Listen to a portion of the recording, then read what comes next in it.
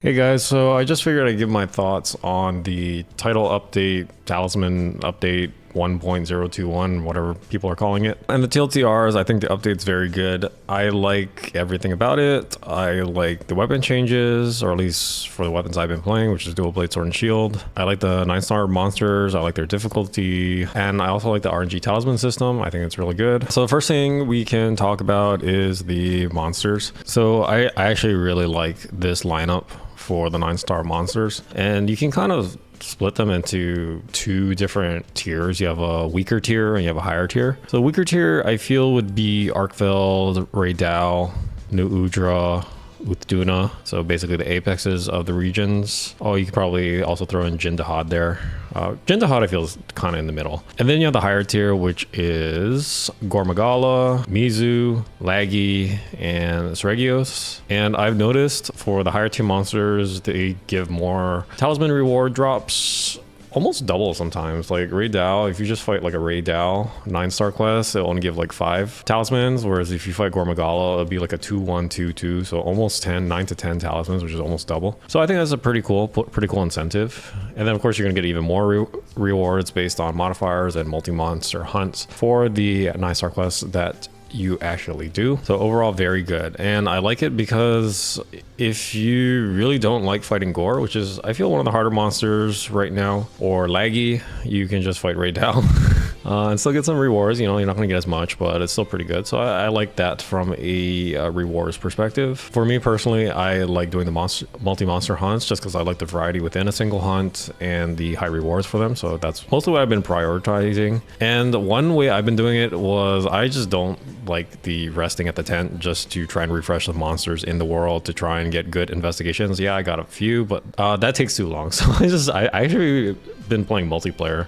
You guys probably been seeing it on the streams. I feel like that's the way they kind of that kind of incentivizes you to play multiplayer, right? Because if you don't want to try and farm your own quests, if you don't want to try and get your own quest, you can always just see if somebody has one and go and get it and just do it and just start playing. I'm not sure if it's a good thing or a bad thing, but it's more of a side effect of, okay, well, it's such a pain in the ass to get quests that I'm just gonna go hop on online, and that allows me to like play with people that I probably never would have played with. So next thing I'm gonna talk about is monster difficulty. So the monster movesets are actually all the same, but they definitely hit harder. And I've noticed with the higher tier monsters, they basically force you to graduate from spamming your highest damage combo with your weapon to being more cognizant of your alternative damage rotations or filler rotations that you have to do when the monster does a shorter move with lower recovery. This is particularly true with Gormagala, Sregios, Laggy, Mizu not so much, but Mizu does have Mizu's damage is so high, like it's on the same level as Laggy, Sregios, and Gore that you have to respect his moves even though he has more higher recovery moves.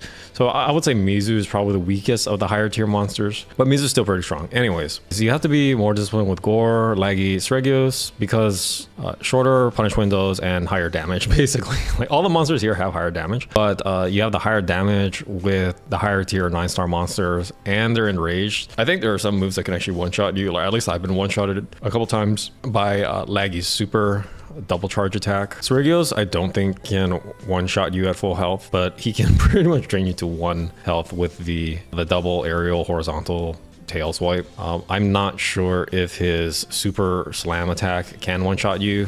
I personally never been hit by it, so I just don't know. But I've noticed playing online, people are dying a lot, and I think that's okay. It's no big deal, but I guess people can't complain and say, oh, the game's too easy now. So I've said this in the past, the developers can definitely make the game harder if they want to. They just chose not to, just to onboard people more, but glad to see. I am actually pretty happy with this difficulty. Again, once you fight these monsters like over and over, like hundreds of times, and they won't become hard anymore. So overall, very happy with the roster, the difficulty, and the fights for the 9 stars. Next thing I want to talk about is the Talisman RNG reward system. I like it a lot. It's very simple. I don't have to think. If I see orange talisman, my brain goes, okay, is this a potential winner? And I just look for the skills based on the table. And if it's something I want, then you win. It's very simple, and I like it simple. I don't like thinking a lot because less thinking means I can go fight more monsters. Basically, what you're trying to look for is a rarity 8 talisman, which is orange, and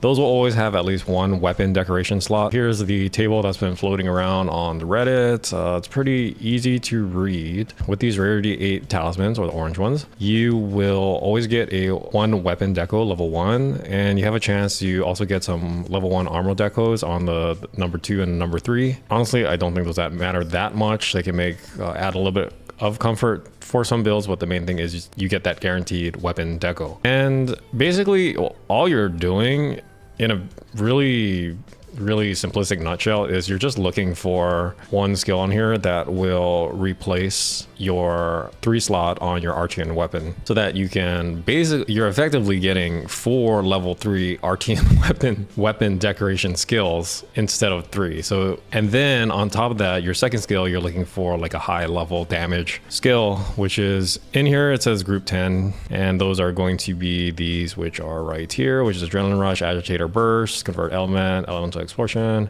flare, foray, latent power, weakness exploit. It's just going to be 1 level of that skill.